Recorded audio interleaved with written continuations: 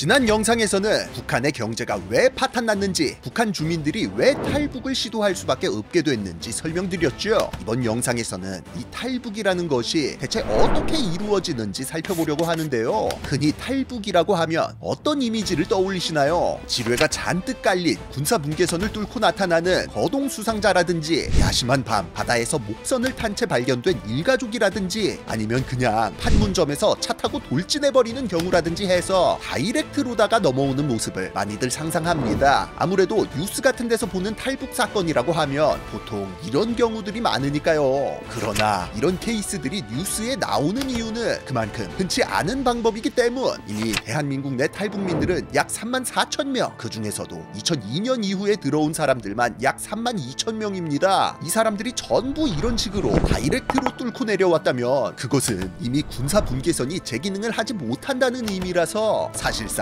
국가 비상사태가 선포됐을 거예요. 실제로 대한민국 내 탈북민들 중 대다수는 앞서 말한 식의 위험한 방법이 아닌 나름대로 검증된 비교적 안전한 방법을 통해 탈북에 성공한 경우들입니다. 그리고 그 메타는 시대에 따라, 북한 내 상황에 따라, 국제 정세에 따라 조금씩 변화해 왔죠. 북한을 탈출하는 방법, 어떤 루트가 있고 각각의 루트들은 어떤 특징이 있을까요? 보안을 고려하여 구체적이고 상세한 내용은 가급적 배제하고 흥미 위주로다가 한번 알아보겠습니다.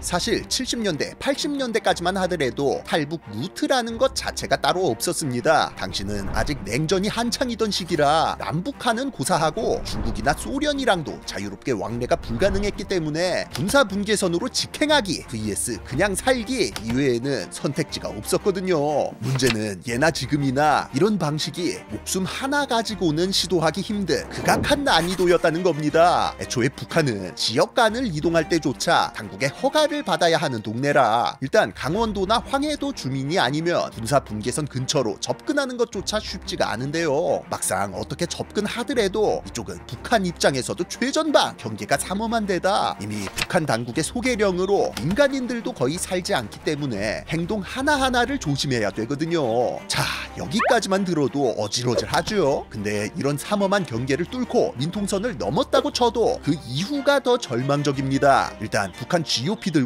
철책을 비롯한 인공장애물들이 쫙 깔려 있어서 몸성이 지나갈 가능성 자체가 극히 적은데 어찌저찌 이것마저 돌파한다. 그래봤자 그 앞은 이제 그 유명한 비무장지대거든요. 아, 비무장지대니까 이제 다 온 거 아니냐 하실 수도 있는데, 근데 갔다 오신 분들은 아시죠? 남북한 모두 GP라고 해서 비무장지대 안쪽까지 초소를 지어놓고 서로 총겨누고 있습니다. 당연히 신원불상의 인원이 이 안을 돌아다니다가는 총 맞아 죽기 십상이에요. 그나마 이게 우리 국군한테 걸리면 다행인데 북한군한테 걸렸다?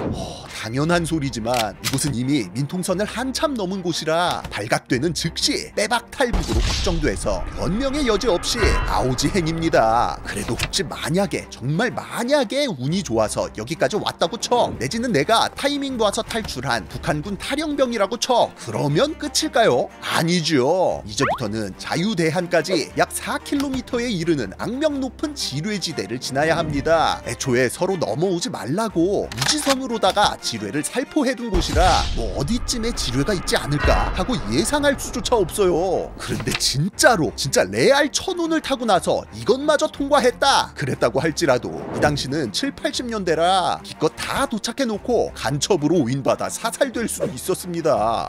인생 무상이죠. 상황이 이렇다 보니 탈북민 귀순자가 애초에 많을 수가 없었던 거예요. 그리고 개중에 그나마 탈북에 성공한 사람들도 대부분은 현역 군인들이었던 거고요. 이렇게 목숨 걸고 지뢰밭까지 건너와야 했던 귀순의 시대가 끝나고 90년대가 되면서는 우리가 익히 알고 있는 바로 그 탈북의 시대가 시작됩니다. 고난의 행군 이후 극심한 경제난이 북한을 덮치면서 사상적인 이유는 차치하고 그냥 먹고 살기 위해 북한을 탈출하는 사람들이 많아졌거든요. 근데 말이죠. 원래는 보통 이 탈출의 최종 행선지가 우리 대한민국이 아니었습니다. 바로 아까 말했듯이 자유민주주의가 고파져서 탈출하는 거 아니잖아요. 배고파서 탈출하는 거거든요. 그래서 굳이 더 큰 위험 부담을 안고 남쪽으로, 남한으로 갈 필요가 없었던 겁니다. 그래서 이 당시에 초기 탈북자들은 그냥 북쪽으로 두만강 건너 중국으로 가는 사람들이 대부분이었어요. 무엇보다 90년대 북한이 이렇게 파탄나고 있을 때 또 마침 중국은 개혁 개방으로 경제가 한참 활성화되던 때였죠. 그래서 실제로 돈벌이도 많았고 특히나 북중 접경 지역에는 서로 말통하는 조선족들도 많이 살아서 건너갈만 했습니다. 거기다 또 남쪽의 군사분계선 지역과는 달리 중국과 북한은 사실상의 혈맹국 관계라서 국경 감시도 상대적으로 느슨했고요.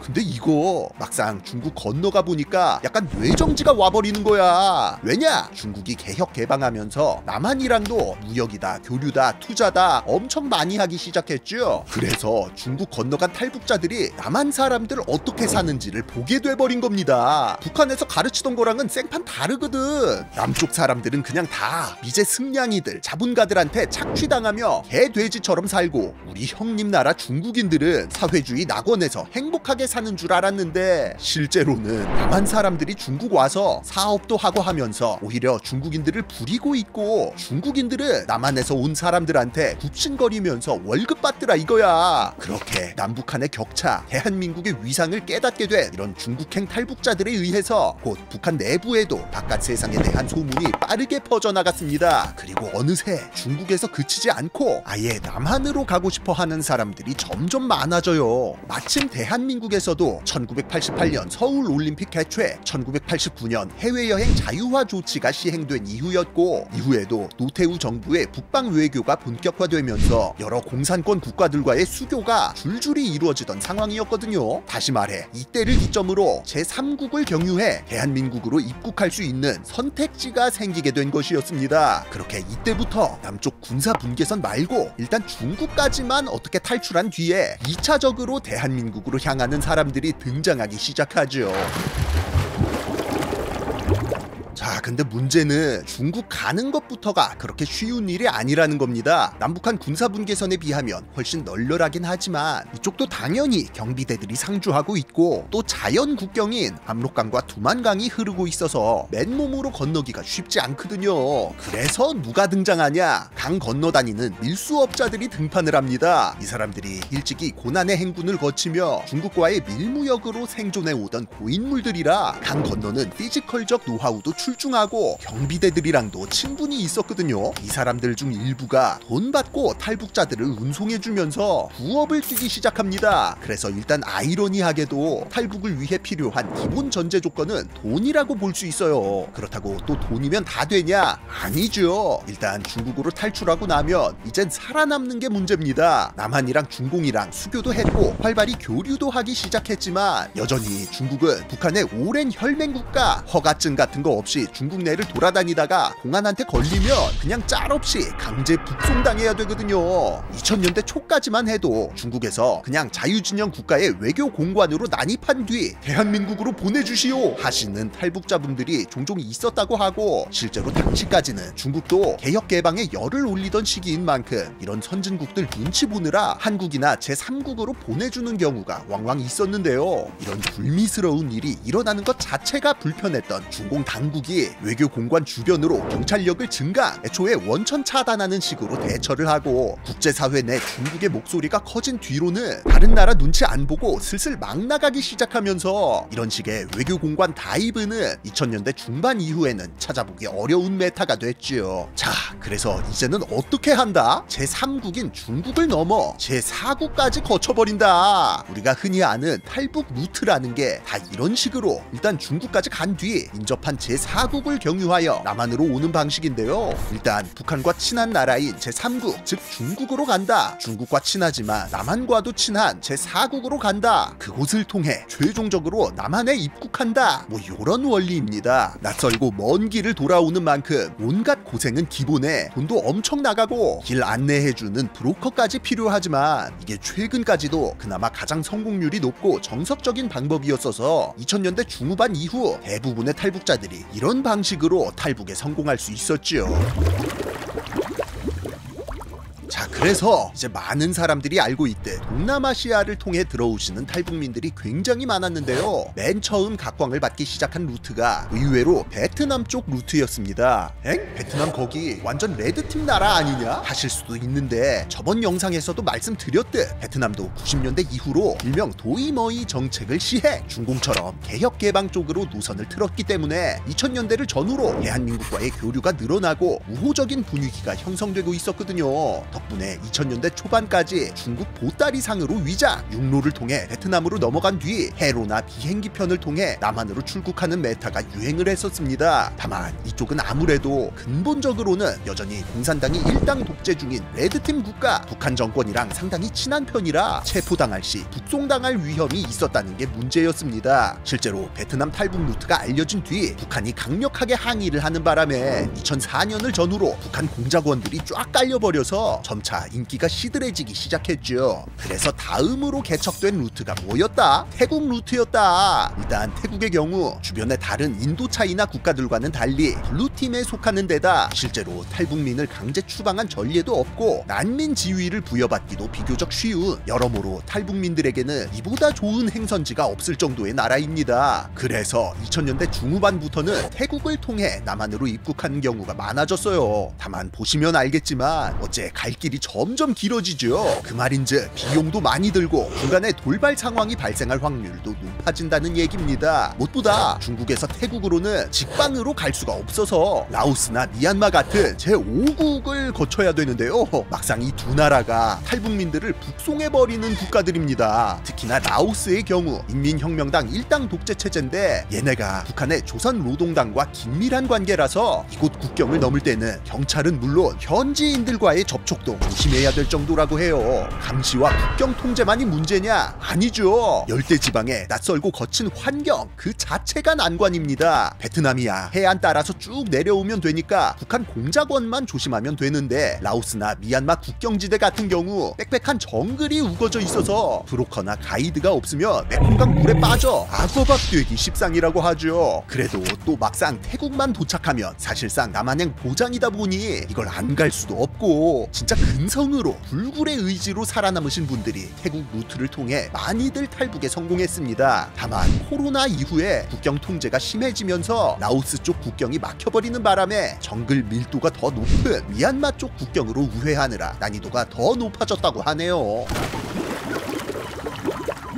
한편 멀고 먼 남쪽 나라까지 돌아오는 것보다는 좀 더 짧고 강렬한 루트를 선택하는 사람들도 많았는데요. 그 루트가 다름 아닌 몽골입니다. 메콩강 악어 같은 전설이 워낙 널리 알려져 있어서 다들 동남아시아 루트만 있는 줄 아는데 몽골 쪽 루트의 경우 동남아시아 루트보다 상대적으로 거리가 짧다는 장점 때문에 상당히 애용됐어요. 근데 또 여기서 의문이 드는 게 몽골도 레드팀 아닌가 싶잖아요. 실제로 몽골은 아시아 최초의 공산주의 국가로 1980년대까지도 공산당 일당 독재로 돌아가던 진성 빨간맛 나라였습니다. 다만 90년대 들어서면서 민주화 운동을 통해 체제 전환에 성공, 현재는 다당제 민주주의로 돌아가고 있다는 거. 실제로 몽골은 중국과 인접한 국가들 중에서는 상대적으로 인권의식이 높은 국가에 속합니다. 게다가 민주화가 이루어진 90년대 이후 경제, 사회, 문화, 정치 등 다양한 부문에서 대한민국과 꾸준히 교류를 하고 있기 때문에 대한민국의 대북 정책을 전반적으로 지지해주는 친한파 국가이기도 하죠. 덕분에 탈북민들에 대해서도 인도적 대우는 물론 거의 무조건적으로 대사관 또는 국제기구에 인계해주는 등 적극 협조가 이루어진다고 해요. 뭐야? 그럼 굳이 정글 건너고 메콩강 건너서 태국까지 갈 필요 없는 거 아니야? 라고 하실 수도 있죠. 하지만 이쪽도 그리 쉬운 길은 아닙니다. 중국과 몽골 사이에 물론 정글은 없습니다만 대신 고비 사막이라는 흉악한 자연장애물이 존재하거든요. 21세기에 그깟 사막이 무슨 문제야? 라고 생각할 수도 있는데요. 일단 이 고비 사막이 이쪽 폭만 무려 700km가 넘습니다. 거의 한반도 크기예요. 심지어 국경을 넘기 전까지는 차량 검문 검색을 피하기 위해서 도보로 이동하는데 이 거대한 사막을 걸어서 이동하다가 방향이라도 잘못 잡아버리면 그대로 조난, 진짜 아무도 없는 사막 한복판에서 백사할 수도 있죠. 그런데 2000년대 초반쯤 누군가가 고비 사막 곳곳에 냇가나 우물 같은 체크 포인트에다가 GPS GPS 포인트를 하나씩 찍으면서 지도를 만들어 놨다는 거. 이렇게 누군가의 보이지 않는 노력 덕분에 고비 사막의 혹독한 환경은 오히려 탈북민들을 숨겨주는 방벽이 될 수 있었습니다. 그렇게 철조망 넘어가며 몇 날 며칠을 걸어가다가 국경 너머에서 몽골 측 경비대를 만나면 탈북 성공! 운 나쁘게도 국경을 넘기 전에 중국 측 경비대를 만나버리면 탈북 실패인 거죠. 북한에서 틈만 나면 항의를 하긴 하는데 몽골 정부는 이걸 무시한 채 여전히 탈북민들의 제3국행을 보장하고 있다고 하네요.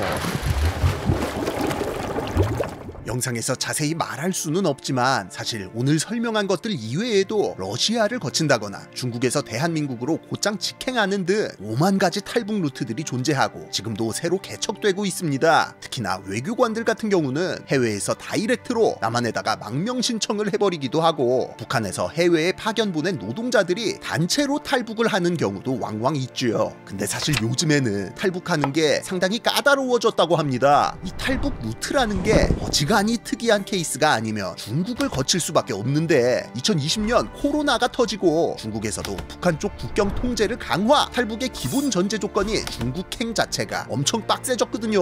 거기다 동남아시아 쪽 국경지대에도 요즘에 남방 만리장성이라고 해서 중국이 대규모 국경 장벽을 건설하기 시작해 동남아시아 넘어가기도 쉽지가 않다고 하고요. 엎친 데 덮친 격으로 어찌저찌 중국 내에서 존버를 한다고 해도 시진핑의 제로 코로나 정책 때문에 중국 내에서의 이동마저 쉽지 않게 됐습니다. 상해 같은 대도시를 통째로 봉쇄해버리질 않나, 백신 패스랍시고 여기저기에 검문소를 설치해버리질 않나, 그 감시와 통제가 굉장히 강화돼서 꼼짝없이 갇혀버린 경우가 많다고 하죠. 그래도 코로나 봉쇄가 좀 풀린 요즘에 와서는 다시 탈북자들이 많아지고 있다고 하니 앞으로 또 어떤 탈북 루트가 개척될지 궁금해지는 부분입니다. 다음 화에는 마지막으로 탈북민들은 남한에 와서 어떤 절차를 거칠까, 탈북에 실패하거나 북에 남겨진 가족들은 어떻게 될까 등등 1, 2편에 하지 못한 여러 이야기들을 가져와서 마무리 한번 해보겠습니다. 지금까지 지식해적단의 키드였습니다. 감사합니다.